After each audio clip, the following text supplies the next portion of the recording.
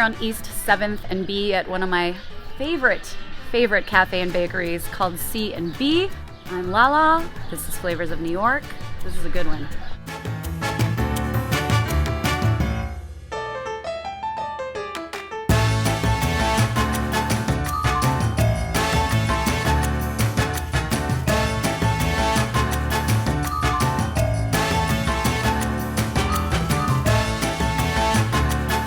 I'm here with the owner of C&B. This is Ali Sahin.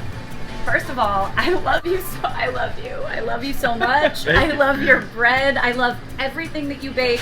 I love this place so much. I always say to people, like, I have in my neighborhood the coffee and breakfast C&B spot that everybody else wishes they had in their neighborhood.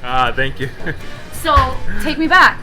How did your love affair with baking begin, Ali? Oh, well, it actually came out of necessity. I opened this place. I actually never baked professionally before here. I was a cook, and I wanted to serve daily fresh bread, but good bread is pretty expensive in New York, so I thought, okay, I guess I'll have to bake it since I didn't have any money. And so I taught myself how to bake. You taught yourself? Yeah, right here. Baking's hard as hell. I mean, if you do something every day and it becomes, first couple months was rough.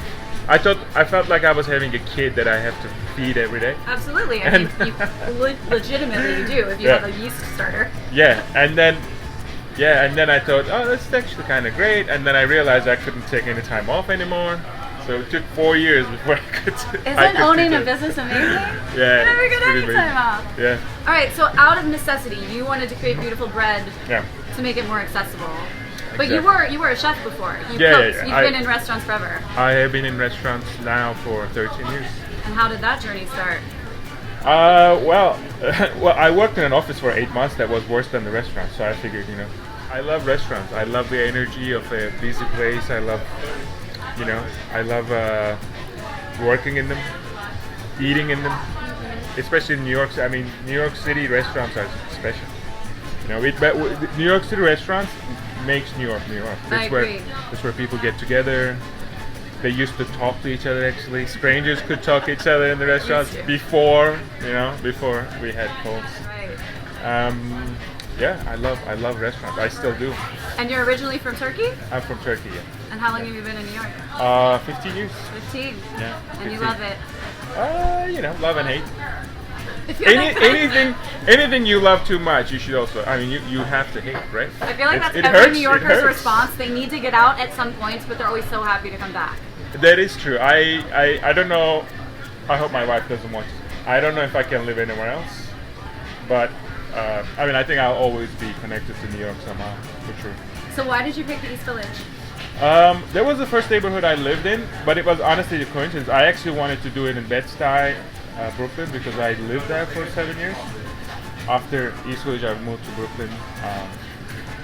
But it was the prices of real estate that was going up crazy, and I couldn't find anything that I could afford. What year was this? This was 2014. 2014. Mm-hmm. And I ran. There was a burger place here, Corso House. The guy was trying to sell his business, and then we managed to make a deal. It was a very small. It was half of the size of this place at the time. This store wasn't available, and then we took over this space also. Yeah, this was a dry cleaner. This was a dry cleaner. I love how you still have the sign out there. Yeah, well, you're in New York. I told her in 2020, and I didn't have any money left by the time we finished the place. So I'm like, let's leave this sign. It's super cool. I love it. Also, it reminds me of Amy, who used to run the dry cleaner. Okay. She was very sweet. Okay, so that's sort of a tribute to Amy. It's a tribute, especially the sticker on the window. Love the sticker. Amy looked kind of just like that. But, oh, really? But like the glass, it was stereotypical Taylor. So I want to talk about your bread because it's my favorite bread. I have a supper club. I'm also a chef, and I do not bake to save my life. I was one of those people that thought during the pandemic, maybe I'll try to make some sourdough, and it didn't end well for me. It didn't start well either. So talk to me about it. So we bake sourdough bread only. Whatever anything leavened that's made here is sourdough. I believe that is the superior bread, but I mean, I might be a snob. I don't know. Okay. It's just an amazing product because sourdough slows everything down, which is great because it allows us to do many different things because everything is a little slower. Yeah, I think it's the healthiest bread you can eat. You've got And your it's baguettes, you've got yeah. your loaves, you have a whole wheat sourdough. We have rye sourdough, kind of classical, old world style. Not just a little bit of sourdough and a lot of sourdough in it. We make leavened pastries. Can we croissants. talk about the pastries? Because they're insane, and you Oh. sell out of them consistently. Yeah. And we're here kind of late on a Saturday, and there's not much left up there. I had So- to keep some on the side for you. What? Thank you. I mean, by the time you told me, so Yes! it was so late. I figured, there was only a few left. So What do you I- sell the most? Those croissants. Croissants. Queen Amman is actually our Come on. biggest seller, I think. I'm gonna eat something. Sure. Clearly, because I love it so much. Yeah. But do you want to choose? Yeah, I mean, my favorite thing to eat here is mushroom sandwich, actually. You know what? Or I you always could get do- the breakfast sandwich because it's one of my favorites in the city. Yeah. I can honestly say I've never had the mushroom sandwich, so I love that. Shame on you. I know, indeed. Let's get you one. All right. One for you. Ah! For you to taste. Oh, you're so sweet.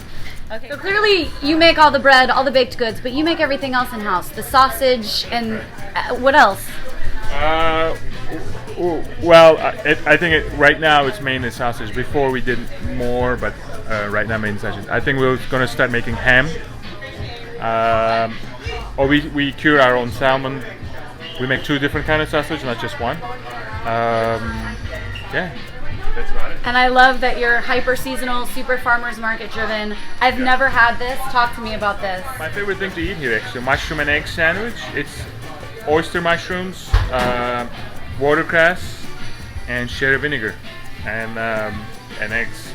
I'm very excited. Do you see this? Do you see this? I'm very excited about putting this in my mouth. That's epic. The bread is perfect. I want to cry when I talk about your bread, seriously. But I love the vinegary greens. Yeah. It adds such a nice touch to the sandwich. And then, of course, this is my jam. This is what I get. They're house-made chorizo and eggs. And again, this is going to go all over me, and I don't even care. If you're hungover, if you're not hungover, it's just a perfect sandwich. That's what I think. Also, my other favorite thing is that I have food all over my face. Is that you call yourself a discotheque and you've got the yeah. record player up front and you're constantly playing records. Yeah. I love that vibe. Yeah, I am a music enthusiast for sure. I play instruments terribly, but I love listening to music, and I think everybody else works here the same. We have an appreciation of music, so yeah, we always have some loud music playing, and I mean it sets the energy of the place. For It sure. does. Yeah. It's such a part of the vibe. And you Yeah. also have jazz outside on Sundays when the weather's nice. Yeah, that's right. That's a neighbor of ours started doing it a couple of years ago, and people love it, so we continue to do it as long as the musicians want, of course, want to do it. And talk to me about the coffee. Coffee. We buy our coffee from a tiny roaster in Brooklyn called Kitten Coffee. They mainly do Brazilian coffees. Very small company. Very small. Before pandemic, it was just 2 guys running it. I think one of them left, and now there's only one, Todd, sweet guy. And I love working with them because I'm a small business. I love working with other small businesses. It's more personal. I only have to talk to the owner, and then he does everything for me. Very I love that. I mean, you can't have CMB without the coffee and the breakfast. Yes, right. And I mean, you also sort of do lunch as well, so. Yeah. Yeah. And music and community.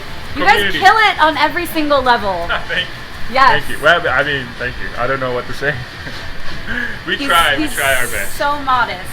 So if you're in the East Village, this is just the spot. It's such a vibe. Everyone here is so cool, so kind. The product is amazing. Support local. Come visit Ali and the rest of the staff here at CMB in the East Village. Thank you so much. Thank you. Yeah, you're welcome. Thank you. Thank you very much. For Flavors of New York, I'm Lala. See you next time.